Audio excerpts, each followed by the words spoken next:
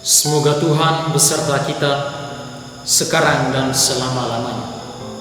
Inilah Injil Tuhan kita Yesus Kristus menurut Matius.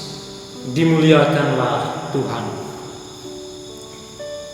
Janganlah kamu menyangka bahwa aku datang untuk meniadakan hukum Taurat atau kitab para nabi.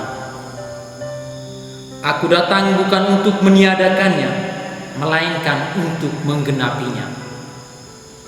Karena aku berkata kepadamu, sesungguhnya selama belum lenyap langit dan bumi ini, satu iota atau satu titik pun tidak akan ditiadakan dari hukum Taurat sebelum semuanya terjadi.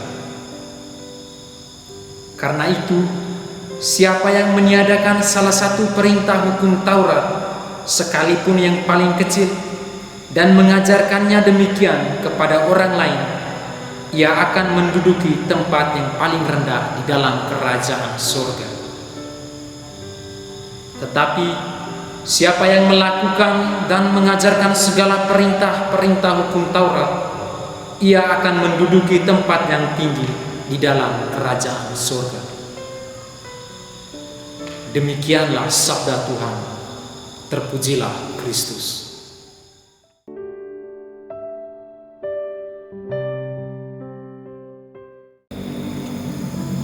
Saudara-saudari yang dikasihi dan yang mengasihi Kristus Tuhan, narasi suci pada hari ini mengisahkan kepada kita tentang Yesus yang menyatakan bahwa kehadirannya bukan untuk meniadakan hukum Taurat atau kitab para nabi, melainkan untuk menggenapkannya.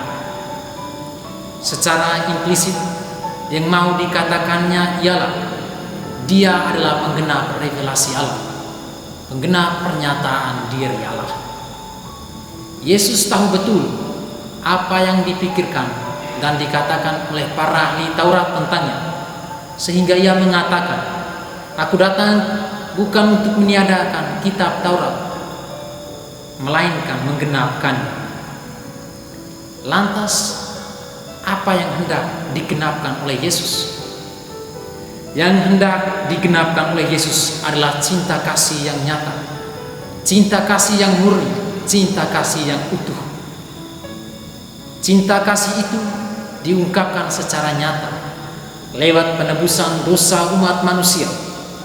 Tentunya manusia yang benar-benar mendengarkan dan melaksanakan sabdanya.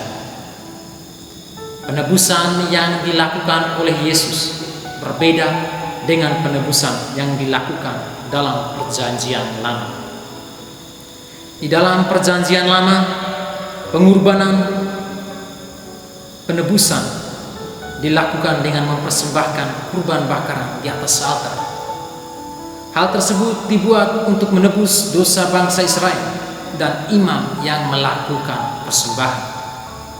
Sedangkan dalam perjanjian baru, penebusan yang dilakukan oleh Yesus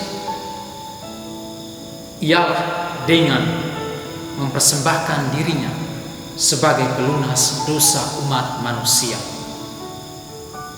Kalau dalam perjanjian lama, penebusan dilakukan dengan mempersembahkan kurban bakaran, di dalam perjanjian baru, Yesus sendiri sebagai kurbannya. Itulah cinta kasih yang sejati, cinta kasih yang murni.